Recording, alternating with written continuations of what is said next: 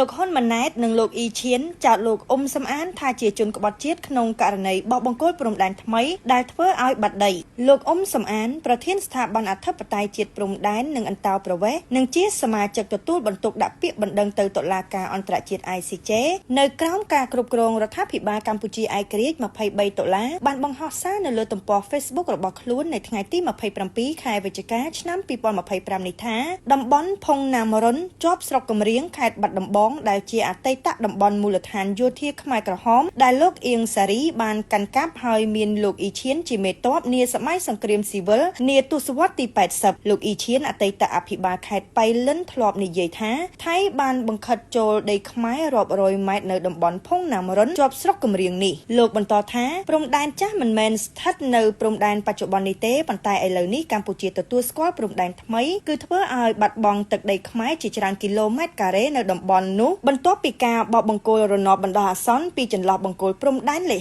52ដល់លេខ59ហើយបង្គោលព្រំដែនទាំងនេះមិនស្ថិតនៅទីតាំងចាស់នោះទេហេតុនេះបង្គោលបណ្ដោះអាសន្ននឹងក្លាយជាបង្គោលផ្លូវការហើយកម្ពុជាមិនអាចទៅសើរើរបងនោះបានទេនេះគេហៅថាកាត់ដីដូរយកសន្តិភាពនិងអំណាចនេះជារឿងចម្លែកដែលការចរចាអស់ត្រឹមរយៈពេលមិនដល់មួយសប្តាហ៍ផងលោកហ៊ុនសែនធ្លាប់និយាយថាបើថៃប្រើផែនទីខ្នាត1លើ50,000ហើយកម្ពុជាប្រើផែនទីខ្នាត1លើ200,000គឺការចរចាគ្នា100ឆ្នាំទៀតមិនត្រូវរើគ្នាផងដូច្នេះមានន័យថាកម្ពុជាយល់ព្រមតាមថៃក្នុងការប្រើផែនទីខ្នាត1លើ50,000ដោយដែលថៃបានអះអាងទើបត្រូវរើគ្នាលឿនណាស់គឺការកាត់ដីខ្មែរឲ្យថៃទៅតាមព្រំដែនថ្មីដែលថៃរំលោភចូលដីខ្មែរដោយលោកហ៊ុនសែនធ្លាប់ធ្វើអញ្ចឹងជាមួយព្រំដែនវៀតណាមការបោះបង្គោលរណបបណ្ដោះអាសន្នពីចន្លោះបង្គោលព្រំដែនលេខ42ដល់លេខ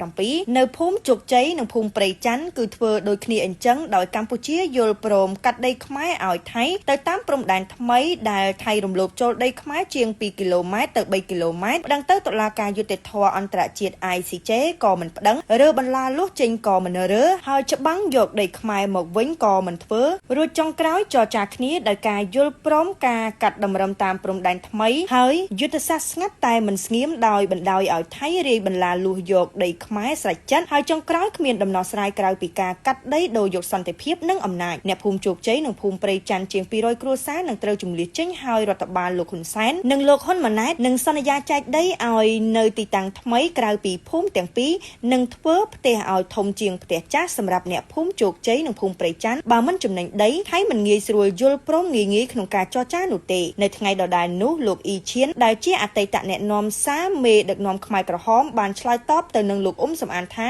ខ្ញុំបានឃើញគណនី Facebook ឈ្មោះអ៊ុំសំអានបានសរសេរព័ត៌មានដោយលើកឈ្មោះខ្ញុំមកពាក់ព័ន្ធដោយលើកឡើងថាលោកអ៊ីឈៀនអតីតអភិបាលខេត្តបៃលិនធ្លាប់និយាយថាថៃបានបង្ខិតចូលដីខ្មែររាប់រយម៉ែត្រនៅតំបន់ផុងណាមរុនជាប់ស្រុកគំរៀងនេះព្រំដែនចាស់មិនមែនស្ថិតនៅព្រំដែនបច្ចុប្បន្ននេះទេប៉ុន្តែឥឡូវនេះកម្ពុជាទទួលស្គាល់ព្រំដែនថ្មីគឺធ្វើឲ្យបាត់បង់ទឹកដីខ្មែរជាច្រើនគីឡូម៉ែត្រការ៉េនៅតំបន់នោះខ្ញុំសូមបញ្ជាក់ជូនបងប្អូនជនរួមជាតិថាអ្វីដែលលោកអ៊ុំសំអានសរសេរនេះគឺជាការប្រឌិតទាំងស្រុងនិងមានចរិតញុះញង់ដើម្បីបង្ករឿងនិងកេងចំណេញនយោបាយក្នុងចេតនាបង្កចលាចលសង្គមនិងការយល់ច្រឡំមកលើកិច្ចការព្រំដែនដែលរាជរដ្ឋាភិបាលនិងគណៈកម្មការចម្រុះខណ្ឌសីមាព្រំដែនគោក JBC កម្ពុជាកំពុងអនុវត្តដោយឈរលើមូលដ្ឋានច្បាប់អន្តរជាតិអនុសញ្ញាសន្ធិសញ្ញាផែនទីនិងឯកសារដែលបន្សល់ទុកពីបារាំងតំបន់ដែលស្ថិតនៅចន្លោះព្រំដែនលេខ52និង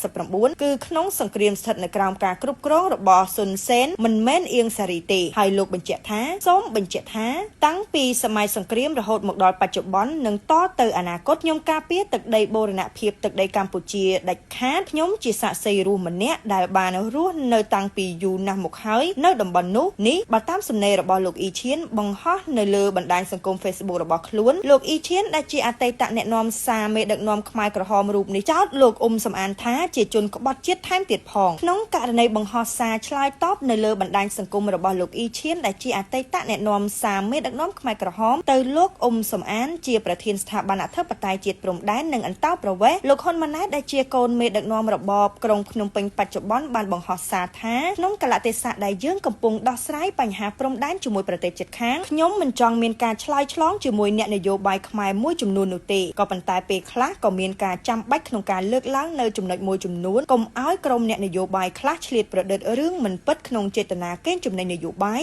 និងដើម្បីឲ្យប្រជាពលរដ្ឋមានការយល់ច្រឡំមកលើរាជរដ្ឋាភិបាលលោកហ៊ុនម៉ាណែតបានបញ្ជាក់ពីសម្ដីរបស់លោកអ៊ុំសំអាននិងលោកអ៊ីឈៀននៅក្នុងសារនោះផងដែរលោកថាខ្ញុំនិងប្រជាជនទាំងអស់នឹងរងចាំមើលថាតើលោកអ៊ុំសំអានដែលតាំងខ្លួនជាអ្នកជំនាញព្រំដែននឹងឆ្លើយតបយ៉ាងណាចំពោះឯកឧត្តមអ៊ីឈៀនហើយតើលោកអ៊ុំសំអានមានឯកសារឬភស្តុតាងអ្វីផ្សេងទៀតទេដើម្បីការពារអំណះរបស់ខ្លួននិងបញ្ជាក់ថាខ្លួនជាអ្នកជំនាញព្រំដែនពិតប្រាកដសង្ឃឹមថាលោកមិនគ្រាន់តែចេញមកចោទប្រកាន់ឯកឧត្តមអ៊ីឈៀនថាគាត់និយាយកុហកឬក្បត់ឧត្តមគតិដោយអ្វីដែលលោកតែងតែចោទអ្នកដែលមិនមានទស្សនៈស្របជាមួយលោកនិងក្រុមរបស់លោកនោះទេនេះបើតាមសម្ដីរបស់លោកហ៊ុនម៉ាណែតកូនប្រុសមេដឹកនាំរបបក្រុងភ្នំពេញបច្ចុប្បន្នចំពោះសារដដែលនេះលោកហ៊ុនម៉ាណែតដែលជាកូនរបស់មេដឹកនាំក្រុងភ្នំពេញរូបនេះហាក់ដូចជាមិនមានការទទួលខុសត្រូវនិងស្វែងរកយន្តការផ្លូវច្បាប់ឲ្យពិតប្រាកដជាពិសេសគឺច្បាប់អន្តរជាតិដែលជាដំណោះស្រាយសំខាន់សម្រាប់រក្សានិងការពារដែនអធិបតេយ្យភាពនិងបូរណភាពទឹកដីខ្មែរនោះទេ